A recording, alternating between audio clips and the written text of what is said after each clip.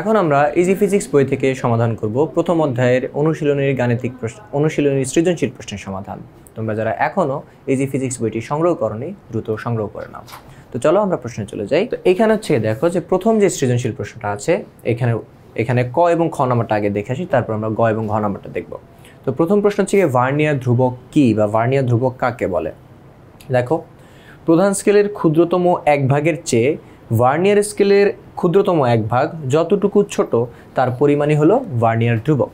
আরেকবার বলতেছি, প্রধান স্কেলের ক্ষুদ্রতম এক ঘর থেকে ভার্নিয়ার স্কেলের ক্ষুদ্রতম এক ঘর যতটুকু ছোট তাকে বলা হয় ভার্নিয়ার ধ্রুবক। এরপরে খ নম্বর প্রশ্ন, কোন রাশির পরিমাণ প্রকাশ করতে এককের প্রয়োজন হয় কেন? দেখো, যে কোনো কিছু পরিমাপের জন্য একটি আদর্শ পরিমাণ প্রয়োজন যার সাথে তুলনা করে অন্যান্য বস্তু পরিমাপ করা যায়। পরিমাণের এই আদর্শ মানটাই হচ্ছে গিয়ে পরিমাপের একক।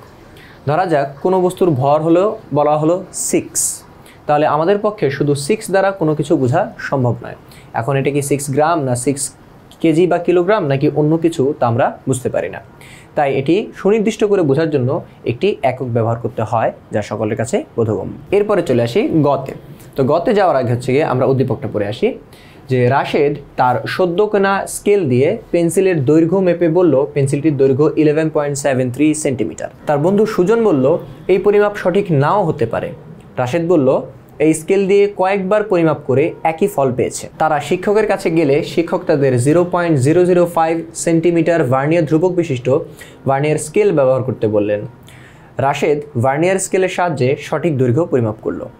এখন গতে জিজ্ঞেস করছে ব্যবহৃত ভার্নিয়ার স্কেলের কয় ভাগ প্রধান স্কেলের কত ভাগের সমান। অনেক সময় তোমরা এরকম থেকে প্রশ্ন চেয়ে দেখবা যে যেখানে বলা আছে ভার্নিয়ার স্কেলের 20 ভাগ প্রধান স্কেলের 19 ভাগের সমান বা ভার্নিয়ার স্কেলের 10 ভাগ প্রধান স্কেলের 9 ভাগের সমান। তো ওইখান থেকে আমাদের ম্যাথ করতে হয়, কিন্তু এখানে ভার্নিয়ার ধ্রুবকটা বলে দিয়ে তোমাকে জিজ্ঞেস করছে যে ভার্নিয়ার স্কেলের কত ভাগ প্রধান স্কেলের কত ভাগের সমান, মানে ভার্নিয়ার স্কেলের 10 ভাগ কি 9 ভাগের সমান বা 20 ভাগ কি 19 ভাগের সমান, এই ধরনের প্রশ্ন জিজ্ঞেস করছে। তো এইখানে দেখো যে প্রথমত আমাদের ভার্নিয়ার ধ্রুবকটা হচ্ছে কত 0.005 সেন্টিমিটার। এটাকে আমরা মিলিমিটারে কনভার্ট করে নেব। সেন্টিমিটার থেকে মিলিমিটারে যাইতে হলে 10 দ্বারা গুণ করতে হয়। তো 10 দ্বারা গুণ করার পরে আসে 0.005টা 0.05 হয়ে যাবে। ওকে, 0.05 মিলিমিটার। আর আমরা ভার্নিয়ার ধ্রুবকের সূত্র কি জানি? ভার্নিয়ার ধ্রুবকের সূত্র জানি S/N। S হচ্ছে গিয়ে এখানে প্রধান স্কেলের ক্ষুদ্রতম এক ঘর যা 1 মিলিমিটার, আর N হচ্ছে গিয়ে ভার্নিয়ার স্কেলের কয়টা ভাগ বা কয়টা ঘর আছে। তো VC এর মান কত 0.005 মিলিমিটারে আছে S/N। তো এইখান থেকে হচ্ছে গিয়ে এটাকে আমরা লিখে রাখলাম, 1 নম্বর সমীকরণ দিয়ে রাখলাম। তো এইখান থেকে 1 নং থেকে হচ্ছে কত পাই 0.05, S এর মান হচ্ছে কত 1, আর এখানে N। তো আমরা যদি N এর মানটা হিসেব করি তাহলে এই পাশে হচ্ছে কি পাওয়া যাবে হচ্ছে কত 20। অর্থাৎ যেই ভার্নিয়ার স্কেলটা আছে ওই ভার্নিয়ার স্কেলের যে ভাগ সংখ্যা সেটা হচ্ছে কি 20।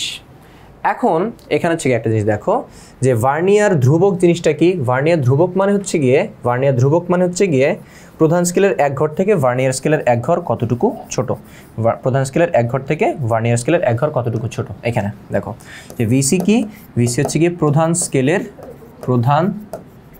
স্কেলের এক ঘর থেকে ভার্নিয়ার স্কেলের এক ঘরটা কতটুকু ছোট। এইটা যে প্রধান স্কেলের এক ঘর মাইনাস ভার্নিয়ার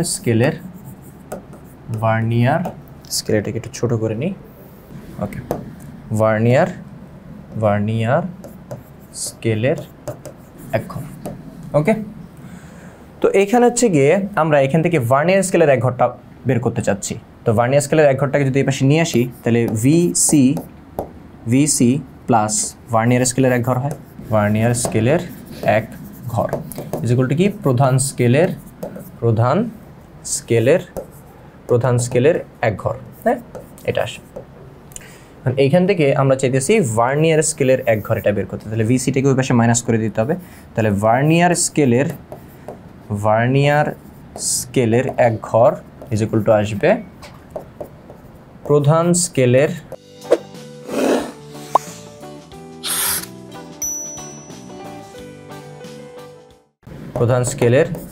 এক ঘর মাইনাস ভিসি, এটা আসে। তো প্রধান স্কেলের এক ঘর হচ্ছে কত 1 মিলিমিটার, আর ভিসি এর মান হচ্ছে কত 0.05। এই যে এখানে যে দেওয়া আছে যে দেখো যে এখানে হচ্ছে কি যে ভিসি কি প্রধান স্কেলের ক্ষুদ্রতম এক ভাগের দৈর্ঘ্য বা এক ঘরের দৈর্ঘ্য মাইনাস ভার্নিয়ার স্কেলের এক ঘরের হচ্ছে দৈর্ঘ্য। এখান থেকে ভার্নিয়ার স্কেলের ক্ষুদ্রতম এক ঘরের দৈর্ঘ্য কীভাবে পেয়েছি, প্রধান স্কেলের এক ঘরের ক্ষুদ্রতম দৈর্ঘ্য থেকে ভিসিটা মাইনাস। তো প্রধান স্কেলের এক ঘর হচ্ছে দৈর্ঘ্য হয় 1 মিলিমিটার আর ভিসি কত 0.05 মিলিমিটার। তাহলে আমরা ভার্নিয়ার স্কেলের এক ঘরের দৈর্ঘ্য হচ্ছে কত পাইছি 0.95 মিলিমিটার।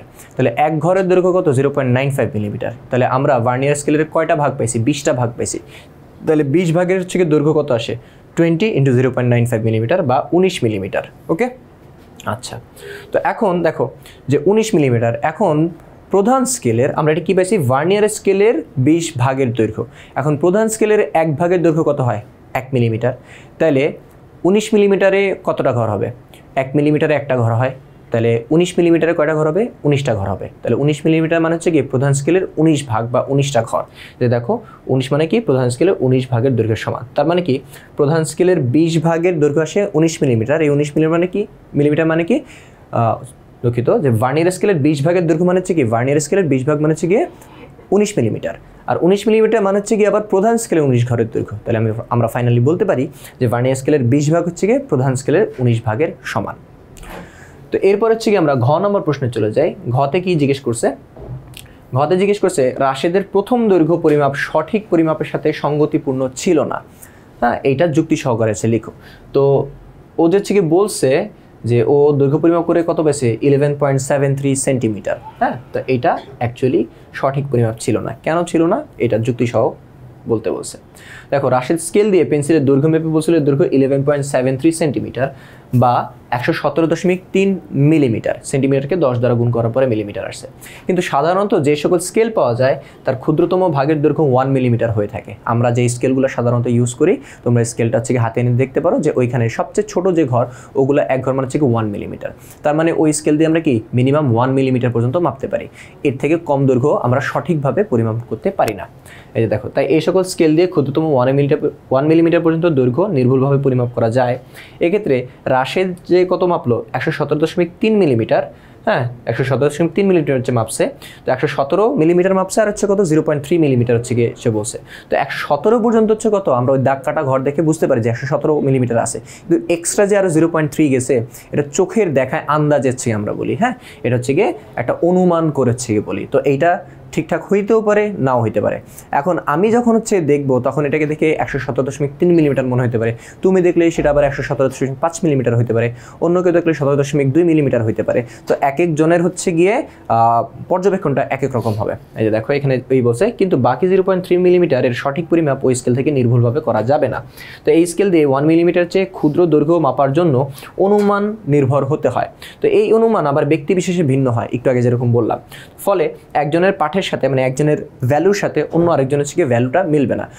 রাশেদ বলতেছে 117.3, অন্য কেউ বলতে পারে যে হচ্ছে এটা হচ্ছে কত 117.2, কেউ কেউ বলতে পারে না এটা 117.4। ওকে, তো ফলে একজনের সাথে অন্যজনের পাঠে ভিন্নতা দেখা দেয়। তাই সাধারণ স্কেল দিয়ে পরিমাপ করলে পেন্সিলের দৈর্ঘ্য 117.3 যে হয়েছে এটা নিশ্চিতভাবে বলা যাবে না।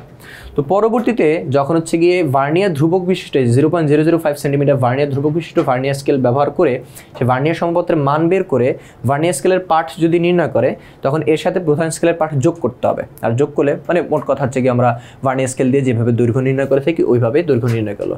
সেই ক্ষেত্রে কী হবে যে যেহেতু সে প্রথমবার ভার্নিয়ার স্কেল ছাড়াই অনুমানের উপর নির্ভর করে মিলিমিটারের ভগ্নাংশ পরিমাপ করেছিল, তাই বলা যায় প্রথম দৈর্ঘ্য পরিমাপ সঠিক পরিমাপের সাথে সঙ্গতিপূর্ণ ছিল না।